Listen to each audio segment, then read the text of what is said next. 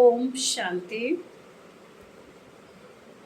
आज तारीख 1/9/2022। बाबा कहते हैं, मीठे बच्चे, अभी तुम ब्राह्मणों को देवताओं से भी जास्ती रॉयल्टी से चलना है, क्योंकि तुम अभी निराकारी और शाकाहारी ऊंच कुल के हो। प्रश्न है, किन बच्चों का मुखड़ा चेहरा फूल की तरह खिला हुआ रहेगा? बाबा का उत्तर है, जिन्हें गुप्त खुशी होगी कि बाप से हम बेहद का वर्षा लेकर विश्व का मालिक बनते हैं। नंबर 2, जो ज्ञान और योग से सतो प्रधान बनते जा रहे हैं, आत्मा पवित्र होती जाती है। ऐसे बच्चों का मुखड़ा फूल की तरह खुशी में खिला हुआ रहेगा। आत्मा में ताकत आती जाएगी। मुख से ज्ञान रत्न निकलते निकलते रूप बसंत बन जाएंगे। नई राजधानी का साक्षात्कार होता रहे। गीत है, मरना तेरी गली में, जीना तेरी गली में। ओम शांति। मीठे मीठे बच्चों ने अच्छी तरह समझ लिया कि हमको बाबा के गले का हार बनना है। यह किसने कहा? आत्मा ने कहा कि अभी आपके ही गले का हार बनना है। देह अभिमान छोड़ना है। अभी हम रुद्रमाला में पिरोएंगे। वापस जाना है, इसलिए जीते जी देह अभिमान छोड़ना है। आत्मा परमात्मा की संतान है, उनसे ही अब हम वर्षा ले रहे हैं। बच्चों को यह नशा रहना चाहिए तो बुद्धि से बाबा पास चली जाएगी। हम आत्मा उनकी संतान हैं। अभी ब्रह्मा द्वारा उनके पौत्रे बने हैं। निराकार बाबा साकार दादा है। बाप है ऊंच ते ऊंच। मनुष्य जो ऊंचे धनवान होते हैं, वह बड़ी रॉयल्टी से रहते हैं। अपनी पोजीशन का नशा रहता है। तुम बच्चों को अंदर में बहुत खुशी होनी चाहिए। बाबा की याद में रहना यही देही अभिमानी अवस्था है, जिससे तुम्हारा बहुत फायदा है। तुम बच्चे जानते हो कि हम ईश्वरीय संतान ब्रह्मा की संतान हैं। बाबा कहते हैं, तुम मेरे बच्चे हो ही। अभी तुमको ब्रह्मा द्वारा एडॉप्ट करता हूँ।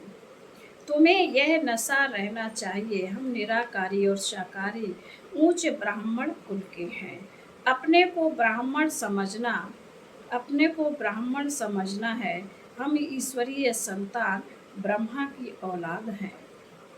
तुम जानते हो हम ब्राह्मण से देवता बन रहे हैं, यह भूलना नहीं चाहिए। तुम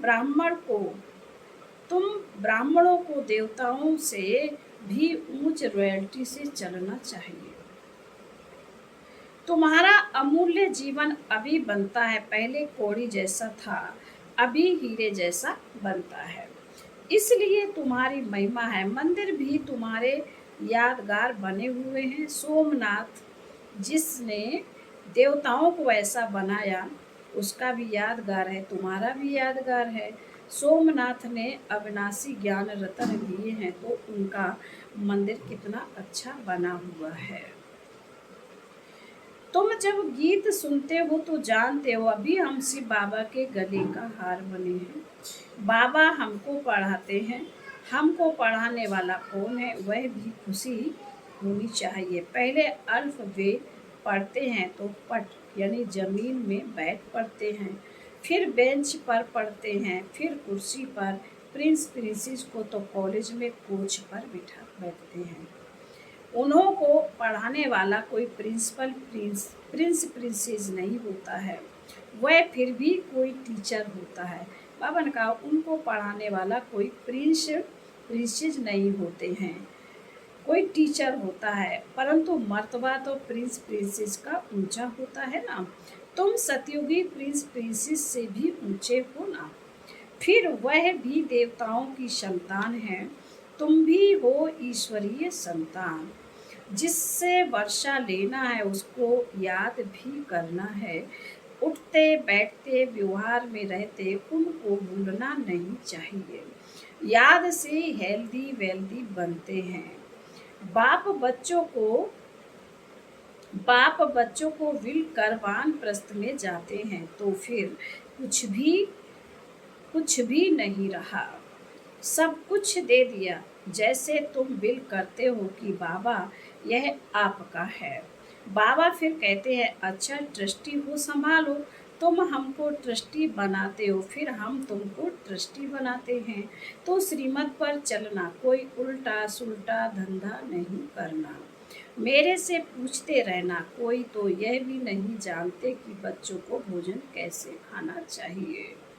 ब्रह्मा भोजन की बड़ी महिमा है। देवताएं भी ब्रह्मा भोजन की आस रखते हैं। तब तो तुम ब्रह्मा भोजन ले जाते हो। इस ब्रह्मा भोजन में बहुत ताकत है।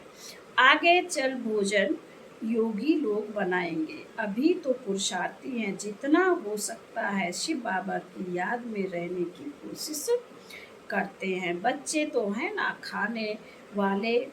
बच्चे पक्के होते जाएंगे तो बनाने वाले भी पक्के निकलते रहेंगे। ब्रह्मा भोजन कह देती हैं, शिव भोजन नहीं कहते हैं। शिव बाबा का भंडारा कहते हैं। जो भी भेज देते हैं वह शिव बाबा के भंडारे में पवित्र हो जाता है। शिव बाबा का भंडारा है। बाबा ने बतलाया श्रीनाथ द्वारे पर घी के कुएं हैं, वहाँ पक्की रसोई बनती है और जगन्नाथ द्वारे पर कच्ची रसोई बनती है। फर्क है ना, वह है श्याम वह है सुंदर। श्रीनाथ पास बहुत धन है, वहाँ उड़ीसा की तरफ इतना धनवान नहीं होते हैं। गरीब और साहूकार तो होते हैं।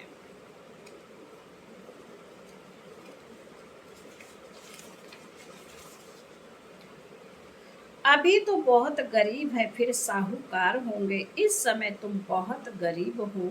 वहाँ तो तुमको 36 प्रकार के भोजन मिलेंगे।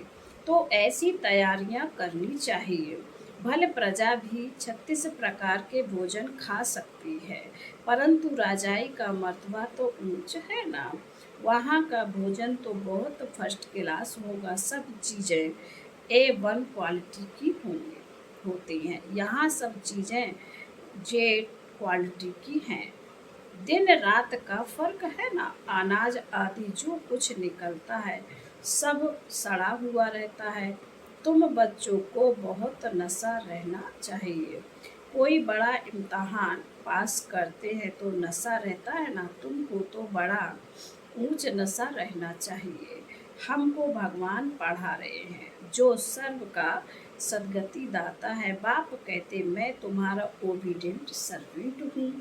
बाप बच्चों को ओबीडेंट सर्वेंट बाप बच्चों का ओबीडेंट सर्वेंट होता है ना। बच्चों पर बलि चढ़ फिर खुद वानप्रस्थ में चले जाते हैं। बाप कहते हैं मैं भी बलि चढ़ता हूँ, परंतु तुम पहले बलि चढ़ते हो। आदमी मरता है तो उसकी चीजें करनी घोर को देते हैं ना। साहूकार होते हैं तो फर्नीचर आदि भी देते हैं। तुम बच्चे क्या देते हो? कीचड़ पट्टे। उसकी एवज में तुमको क्या मिलता है? गरीब ही वर्षा लेते हैं, बलिहार जाते हैं। बाबा लेते क्या हैं देते क्या हैं। तो तुम बच्चों को नशा रहना चाहिए। बेहद का बाबा मिला है, मूत पलीती कपड़े धोते हैं। सिख लोग कहते हैं गुरु नानक ने यह बाड़ी चलाई। जिसका ग्रंथ बना हुआ है। भारतवासियों को यह भी पता नहीं कि हमारी गीता किसने गाई। गीता का भगवान कौन था? कौन सा धर्म स्थापन किया? वह तो हिंदू धर्म कह देते हैं, आर धर्म कहते हैं। अर्थ कुछ भी समझते नहीं हैं। अर्थ कुछ भी नहीं समझते। वह समझते हैं कि आर्य धर्म था, अब तो सारा भारत अनार्य है।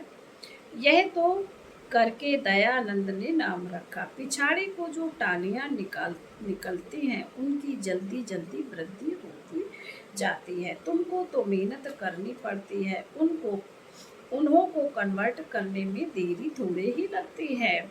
यहाँ तो कन्वर्ट होने की बात ही नहीं, यहाँ तो शूद्र से ब्राह्मण बनना है। ब्राह्मण बनना कोई मासी का घर थोड़े ही है। चलते चलते फां हो जाते। बाबा कहते कोई गला भी काट दे तो भी अपवित्र नहीं बनना है। बाबा से पूछते हैं कि इस हालत में क्या करूं, तो बाबा समझ जाते हैं कि सहन नहीं कर सकते, तो बाबा कहते हैं जाकर पतित बनो, यह तो तुम्हारे ऊपर है। वह तो करके इस एक जन्म के लिए मार देंगे, तुमको तो 21 जन्मों के लिए अपना कत्ल करती हो। तुम तो 21 जन्म के लिए अपना कत्ल करती हो। चलते चलते माया जोर से थप्पड़ मार देती है। बॉक्सिंग है ना, एक ही घूंसे से एकदम गिरा देती है। 15-20 वर्ष के शुरू से आए हुए भी ऐसे हैं जो एकदम छोड़कर चले जाते, मर पड़ते हैं। ऐसे भी नाजुक हैं, भूल पर तो पछताना होता है ना। बाप समझाते हैं, बच्चे तुम यह डिससर्विस करते हो, यह ठीक नहीं है। शिक्षा तो दी जाती है ना, कोई भूसा नहीं लगाया जाता। जैसे कहते हैं ना, घर में बच्चे बहुत तंग करते हैं तो चमाट लगानी पड़ती है। बाबा कहते अच्छा, उनके कल्याण के लिए करके थोड़ा कान पकड़ लो, जितना हो सके बड़े प्यार से समझाओ। कृष्ण के लिए भी कहते हैं कि उनको रस्सी में बांध देते थे, परंतु ऐसी चंचलता वहाँ होती नहीं। इस समय के ही बच्चे नाक में दम कर देते हैं। तो बाप समझाते हैं कि बच्चे मंजिल बहुत ऊंची है, हर बात में पूछो। बाबा युक्तियाँ बतलाते रहते हैं, बतलाते रहेंगे। हर एक की बीमारी अलग अलग होती है। कदम कदम पर सावधानी लेनी है, नहीं तो धोखा खा लेंगे।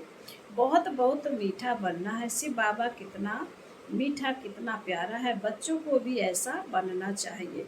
बाप तो चाहेंगे ना बच्चे हमसे भी ऊंच बने, नाम निकाले, ऐसा फर्स्ट क्लास बनो जो हमसे भी तुम्हारा ऊंच पद हो। बरोबर ऊंच पद देते हैं ना, किसी को ख्याल में भी नहीं होगा कि यह विश्व के मालिक कैसे बने। तुम तो तुम्हारी चलन बड़ी रॉयल होनी चाहिए। चलना फिरना बोलना खाना बड़ा रॉयल्टी से होना चाहिए। अंदर में बड़ी खुशी होनी चाहिए, हम ईश्वरीय संतान हैं। लक्ष्मी नारायण के चित्र तो प्रत्यक्ष हैं, तुम तो गुप्त हो ना। तुम ब्राह्मणों को तुम ब्राह्मणों तुम ब्राह्मणों को तुम ब्राह्मणों को ब्राह्मण ही जाने और न जाने कोई। तुम जानते हो हम गुप्त वेश में बाबा से वर्षा लेकर विश्व के मालिक बनते हैं।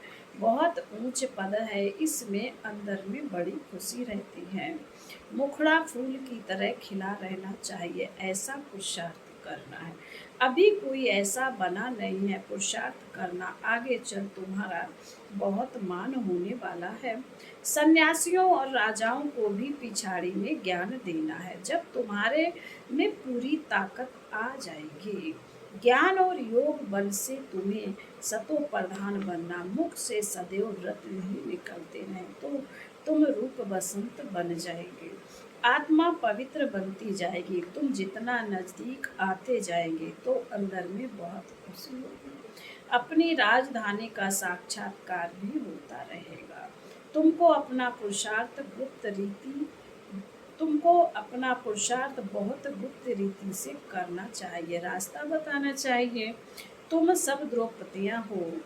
बाबा कहते हैं यह अत्याचार सहन करने पड़ेंगे। बाबा के निमित्त सतयुग में कितनी पवित्रता है। 100% वाइसलेस वर्ड कहा जाता, अभी है 100% विशेष वर्ड। तुम्हारी बुद्धि में है। अभी हम शिव बाबा के गले का हार बनने के लिए रूहानी योग की दौड़ी पहन रहे हैं। फिर हम विष्णु के गले का हार बनेंगे। तुम्हारा पहले नस्ल है ब्राह्मणों का, फिर तुम देवता क्षत्रिय बनते हो। उतरती कला में तुमको सारा कल्प लगता है और चढ़ती कला में सेकंड लगता है। अभी तुम्हारी चढ़ती कला है, सिर्फ बाबा को याद करना है। यह अंतिम जन्म है, गिरने में तुमको 84 जन्म लगते हैं। इस जन्म में तुम पढ़ते जाते हो, इस जन्म में तुम चढ़ते जाते हो। बाबा सेकंड में जीवन मुक्ति देते हैं, वह खुशी रहनी चाहिए, कॉन्ट्रास्ट किया जाता है। उस नॉलेज से हम क्या बनेंगे, इससे हम क्या बनेंगे, यह भी पढ़ना है, वह भी पढ़ना है। बाबा कहते गृहस्थ व्यवहार में रहते भविष्य के लिए पुरुषार्थ करना है। आसुरी और दैवी कुल दोनों से तोड़ निभाना है। एक एक का बाबा हिसाब लेते हैं, फिर उस पर वैसी युक्ति बताते हैं कि इस पर ऐसे चलो, भल कोई गुस्सा करे परंतु तुमको बहुत मीठा पढ़ना है। कोई गाली दे तो भी मुस्कराते रहना है। फिर बाबा बोले अच्छा तुम गाली देते हो, हम तुम्हारे ऊपर फूल चढ़ाते हैं तो एकदम शांत हो जाएंगे, 1 मिनट में ठंडे हो जाएंगे। बाबा राजू रमजबाज है, बहुत रमजे यानी युक्तियाँ बताएंगे। पत्तों को पावन बनाते हैं तो जरूर रमज होगी ना। श्रीमत लेनी है, श्रीमत से श्रेष्ठ बनने के लिए ही आए हो। फिर बाबा बोले अच्छा मीठे मीठे शिकील दे बच्चों प्रति माता पिता बाप दादा का याद प्यार और गुड मॉर्निंग। रूहानी बाप की रूहानी बच्चों को नमस्ते। हम रूहानी बच्चों की रूहानी माता पिता बाप दादा को याद प्यार गुड मॉर्निंग और नमस्ते। ओम शांति। धारणा के लिए मुख्य सार है, बाबा ने पहले पॉइंट में कहा है ऐसा फर्स्ट क्लास मीठा और रॉयल बनना है जो बाप का नाम वाला हो। कोई गुस्सा करे गाली दे तो भी मुस्कराते रहना है। नंबर 2 श्रीमत पर पूरा पूरा ट्रस्टी बनना है, कोई भी उल्टा धंधा नहीं करना है, पूरा पूरा बलिहार जाना है। वरदान है पूर्वजपन की स्मृति द्वारा सर्व की पालना करने वाले शुभ व्रती व मनसा शक्ति संपन्न भव। स्पष्टीकरण है किसी भी धर्म की आत्माओं को मिलते व देखते हो तो यह स्मृति रहे कि यह सब आत्माएं हमारे ग्रेट ग्रेट ग्रैंड फादर की वंशावली हैं। हम ब्राह्मण आत्माएं पूर्वज हैं, पूर्वज सभी की पालना करते हैं। आपकी अलौकिक पालना एक आपकी अलौकिक पालना का स्वरूप है बाप द्वारा प्राप्त हुई सर्व शक्तियाँ अन्य आत्माओं से भरना, अन्य आत्माओं में भरना। जिस आत्मा को जिस शक्ति की आवश्यकता है उसकी उस शक्ति द्वारा पालना करना। इसके लिए अपनी वृत्ति बहुत शुद्ध और मनसा शक्ति संपन्न होनी चाहिए। स्लोगन है जिसके पास ज्ञान का अविनाशी धन है, जिसके पास ज्ञान का अविनाशी धन है वही दुनिया में सबसे बड़ा संपत्तिवान है। ओम शांति।